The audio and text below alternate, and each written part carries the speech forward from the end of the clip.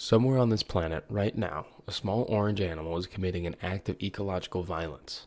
Then it's going to take a 17-hour nap. This is Felis catus, the domestic cat, and depending on which continent you ask, it is either a beloved family member or one of the most effective extinction engines evolution has ever produced. Both are true. That's the problem.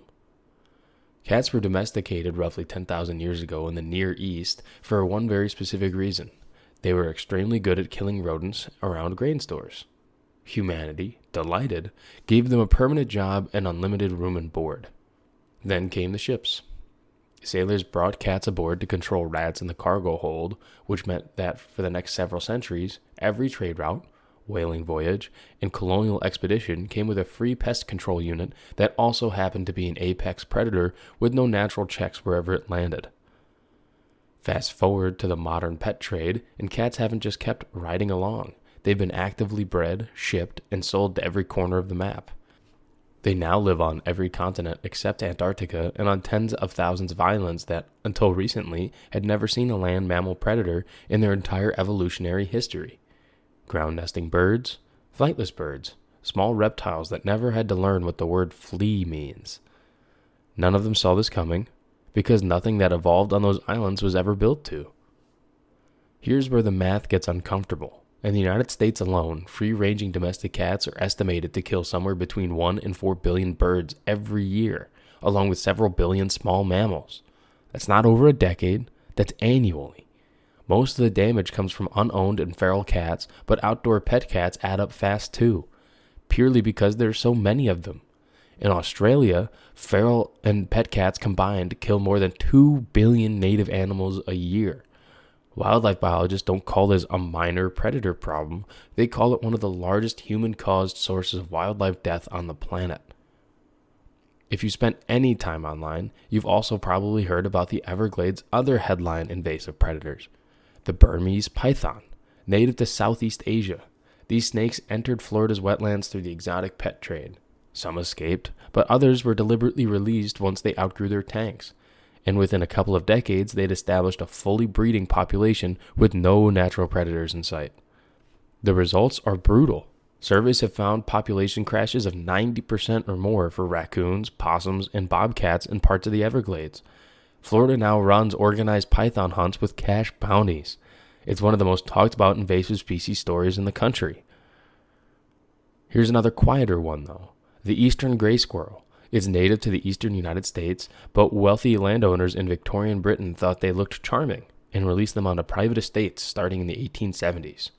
The grays turned out to outforage native red squirrels and carry a virus that's harmless to them, but usually fatal to the reds. Less than 50 years later, they displaced reds across most of England, which now survive mainly in Scotland. No pet trade, no accidental escape, just an animal imported because someone thought it would look nice on a lawn. Cats follow the same basic pattern, just at a much, much bigger scale.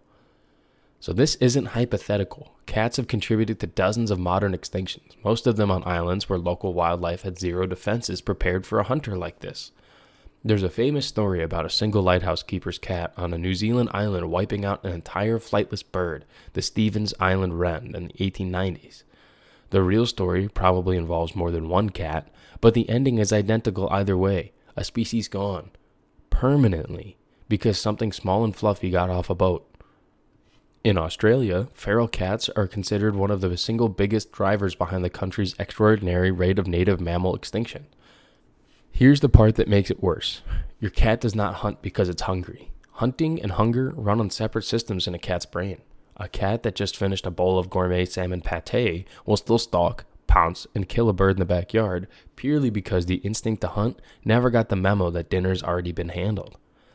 Add their near-silent movement, excellent night vision, and a body built entirely around the ambush, and you get a predator that has stayed functionally unchanged for thousands of years. Because it never needed to. So what do you do with an animal that's simultaneously a cherished pet and a documented ecological threat? This is where it gets genuinely contentious. Trap, neuter, return, or TNR programs reduce future cat populations, but they don't stop an already neutered cat from hunting. A sterilized cat is still a fully functional predator. Keeping cats indoors, meanwhile, is the single most effective fix available, and it also happens to make cats live longer, safer lives. It's rare to find a solution this good for both the animal and the ecosystem, and yet it remains one of the most quietly divisive topics in conservation. None of this makes your cat a monster. It makes your cat a predator doing exactly what 10,000 years of selective breeding built it to do. In a world that handed it a free global travel upgrade it never asked for. We built the ships. We ran the trade routes. We put an apex predator on every island on Earth and then acted surprised. The least we can do now is keep the door closed.